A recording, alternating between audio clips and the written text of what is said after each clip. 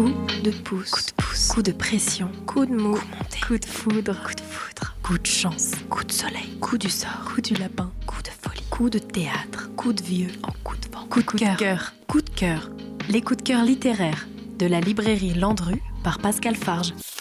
Spécial Noël. Mathieu Mégevant, Tout ce qui est beau, aux éditions Flammarion. Roman sur la vie de Mozart. Dernier opus d'une trilogie sur la création et la destruction, avec le poète Gilbert Lecomte et le peintre Toulouse-Lautrec. Point final, de créer et détruire. Ce n'est pas chose aisée que de s'attaquer à Mozart, à sa vie. Encore une biographie, me direz-vous. Point du tout. Celle-ci est originale, magnifiquement écrite. Et j'imagine la somme de travail que cela impose. Nous découvrirons la vie de Mozart sur 4 périodes. Sa jeunesse, ses débuts difficiles à Paris, puis Vienne, puis le déclin. Nous nous poserons des questions. Était-il un clown, un génie ? Était-il un homme fantasque ?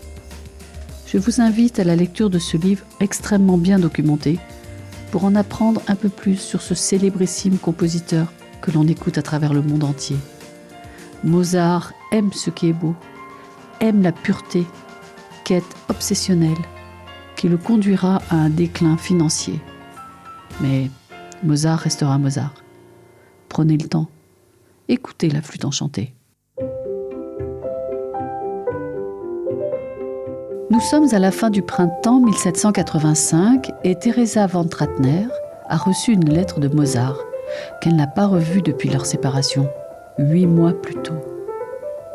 Lorsqu'elle reconnaît l'écriture sur l'enveloppe, elle réprime un cri. Son cœur s'emballe, son souffle s'accélère. Elle déchire le cachet, pose ses yeux sur l'encre et les boucles, mais ne lit pas. Elle parcourt seulement, saute d'une phrase à l'autre pour tenter de ne pas défaillir. Il a écrit « Ne peut m'empêcher de penser à vous. Votre regard, nos échanges et nos rires, qui me font encore mal.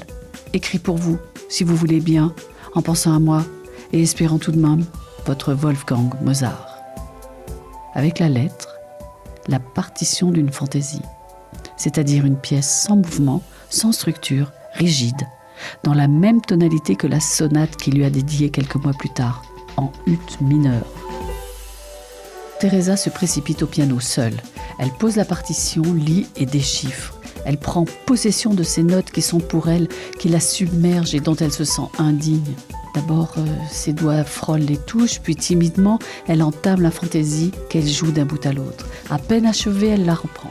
Une fois, puis une autre. Elle se familiarise avec les accords, les harmonies, les modulations. Devant chaque difficulté, chaque passage ardu, elle s'interrompt, s'exerce, jusqu'à ce que la note passe, coule, vibre, se révèle, telle que Mozart l'a conçue. Au domestique qui vient de s'enquérir des broutilles, d'une visite, d'un bibelot cassé ou d'un vêtement perdu, elle ne répond pas, et d'un regard les fusille et les chasse du salon. Les minutes se transforment en heures.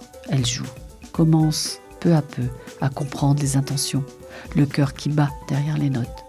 Elle croirait même entendre parfois son ancien professeur, debout, juste derrière elle, lui prodiguer ses conseils, sa joue frôlant sa joue, ses cheveux caressant ses cheveux. Elle en frémit. C'est une journée entière que Theresa passa ainsi, au piano, à jouer, encore et encore, cette fantaisie grave, immense, qui a l'allure d'une corne d'abondance ou d'un coup de fusil. Sa beauté est déchirante, inépuisable. Elle élève et ensevelie. Coup de cœur. Mathieu Mégevant, Tout ce qui est beau, aux éditions Flammarion. C'était le coup de cœur de Pascal de la librairie Landru à Chamonix.